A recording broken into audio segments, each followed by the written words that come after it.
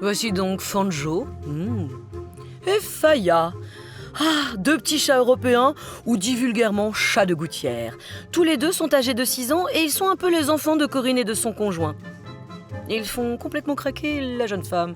Donc voici Faya, un portrait que j'ai eu il y a 4 ans pour mon anniversaire. Donc c'est le plus beau cadeau que j'ai eu, ma pouille en portrait.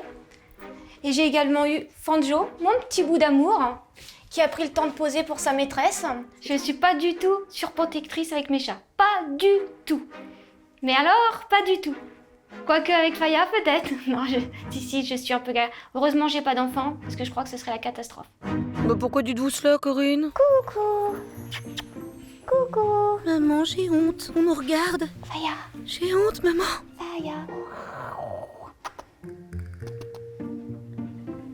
Coucou Faya. Le frisson de la honte m'envahit. Et alors, en tant que maman ultra protectrice, comment se gèrent les sorties des chats? Ils ont un couvre-feu, un périmètre de sécurité? Alors à la maison, on a instauré un système pour que les chats soient libres. Donc on a voulu mettre une chatière pour qu'ils sortent quand ils le désirent. Par contre, moi, j'avais qu'une seule volonté, c'est qu'ils restent dans le jardin. Faya, c'était pari gagné. Par contre, avec Fanjo, peine perdue, il s'est fait la malle. Bon, 1 sur 2, c'est déjà pas mal. J'imagine que Faya est mieux élevée, plus sage, plus douce. Que dire d'autre? Faya est très très maladroite, donc souvent il lui arrive de tomber quand elle essaye de sauter et que c'est trop haut pour elle. Elle glisse facilement. Très bien, donc Faya est trop maladroite pour sortir du jardin. C'est noté. Terminons avec la question du jour qui est bien sûr, qu'est-ce qui pourrait vous effrayer alors en découvrant le parcours de vos chats? C'est pas celui concernant Faya, parce que je pense que j'aurai pas de surprise ni de bonne ni de mauvaise. C'est vraiment le tracking de Fanjo, qu'il aille trop loin, donc parce qu'il y a des routes à proximité et j'aurais vraiment peur qu'il se fasse écraser. Corinne, je vous propose de découvrir dans un premier temps les tracés de Fanjo.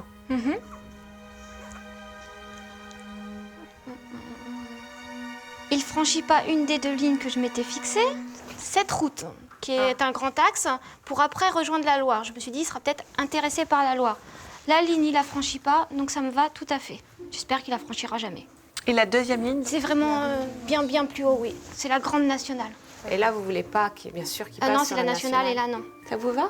Impeccable, je vais pouvoir dormir. Et je vous dis, Faya, je vais rien apprendre, donc je suis sûre de dormir avec Faya. Alors, je vous propose de commencer à comparer l'activité globale de Faya avec celle de Fanjo, juste pour vous donner un ordre de comparaison. Pour étudier l'activité de nos chats sur 24 heures, nous la représentons sous forme de diagrammes qui sont une sorte d'horloge qui nous permet de visualiser très rapidement à la fois les pics d'activité et les horaires de sortie de nos chats. Donc voici le diagramme de Fanjo. Vous avez ces pics d'activité au crépuscule et les pics la journée, mais on est vraiment sur des tout petits pics d'activité. Et voici celui de Faya. J'imagine que ça vous surprend en termes de hauteur et de grandeur des pics. Surtout en termes de grandeur et hauteur. Elle Alors, est plus active quand même. Elle est plus active dans le sens où elle est plus speed, je pense. Mais par contre, les pics, c'est ce que je ne comprends pas. Qu'est-ce que ça signifie? Ça signifie qu'elle parcourt plus de distance dans ces plages horaires-là que ne parcourt Fanjo. Mais ça peut être des distances sur un rayon plus réduit. Ah oui, tout à fait. Ça D'accord. peut être des distances très lointaines et ça peut être aussi des distances dans votre jardin à faire Donc le elle est tour un du peu jardin. faux-folle et elle court partout dans le jardin, par exemple. Ouais, D'accord. ça peut être ça. On va regarder ça tout de suite, Corinne. Donc voici ces trajectoires de jour. Non, vous avez interverti les tracés de Fanjo avec Faya, c'est pas possible. Non, c'est matériellement impossible. Soit vous me faites une blague, soit il y a un problème avec les tracking, ou soit vous avez un verre. Ben non, c'est même pas possible avec Fanjo. Non, c'est pas possible du tout. Du tout. Pourquoi? Déjà traverser la nationale, c'est pas possible. Puis sortir du jardin des voisins, c'est pas possible. Non, c'est pas possible du tout. Alors je peux vous dire que non, ce n'est pas une blague. Non. Non, c'est pas possible. Attendez, je me rapproche.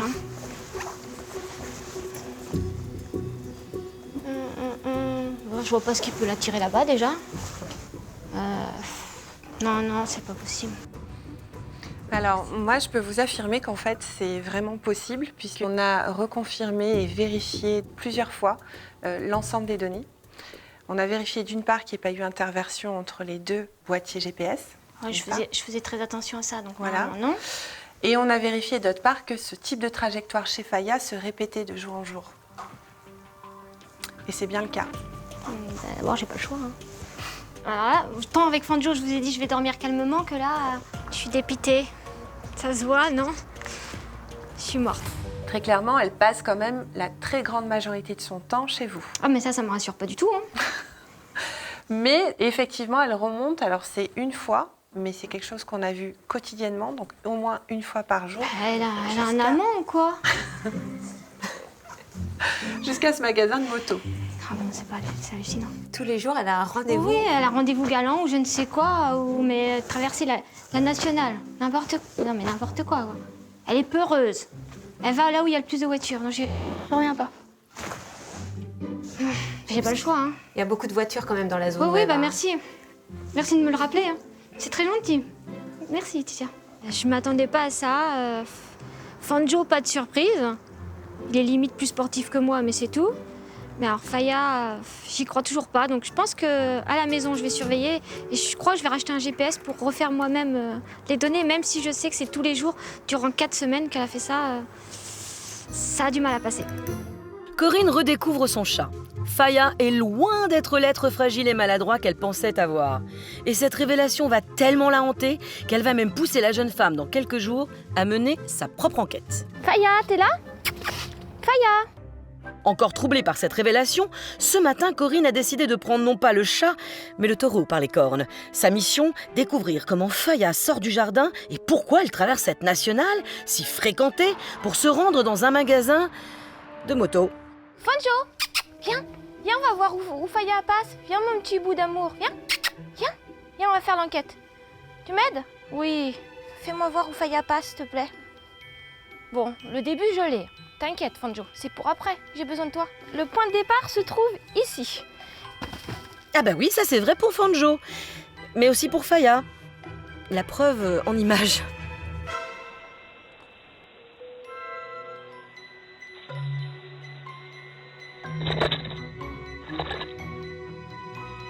Et après, c'est le grand mystère, je ne vois pas par où elle peut sortir.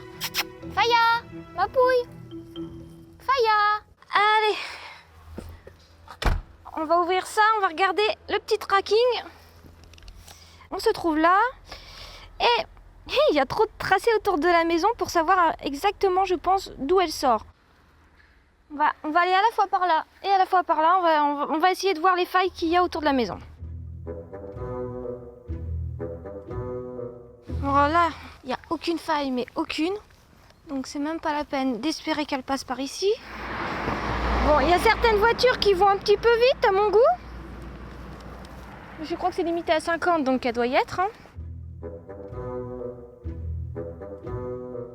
Faya, t'es là?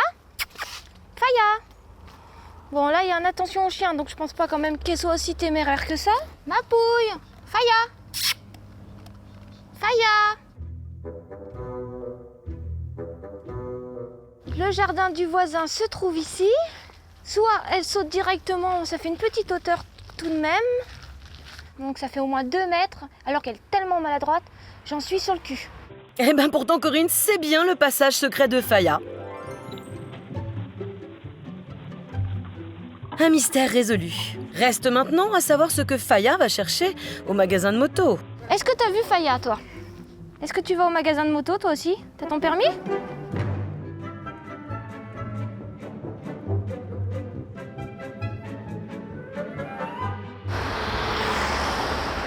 Donc là, ça circule quand même un petit peu. Donc je sais vraiment pas comment elle fait. Donc je sais pas, soit c'est Speedy Gonzalez, ça passe à travers les voitures, je sais pas du tout. Eh bien nous on sait. Elle attend. Et quand il n'y a plus de voiture, eh ben elle traverse.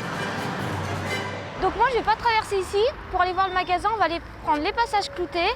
On va appuyer. Ce qui serait bien, c'est que Faya fasse la même chose, qu'elle suive mon conseil. Donc Faya, si tu regardes, regarde, on traverse au passage piéton.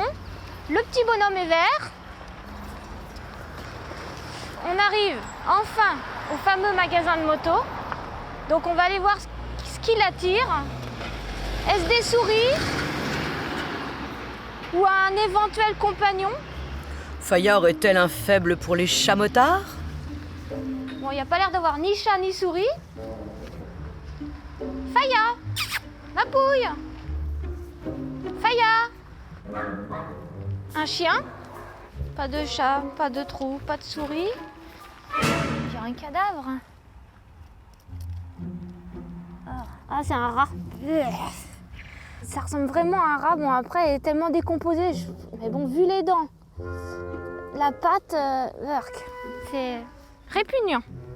Le seul indice que j'ai, c'est ce rat décomposé. Donc j'en conclus que Faya, si elle vient au magasin de moto, c'est pas pour faire de la moto, mais certainement pour chasser. Faya est donc une aventurière, mais surtout un vrai petit prédateur. Car en effet, cette zone commerciale regorge de petits rongeurs en tout genre, dont Faya raffole. Mystère résolu, retour au bercail. Il est cinglé, lui!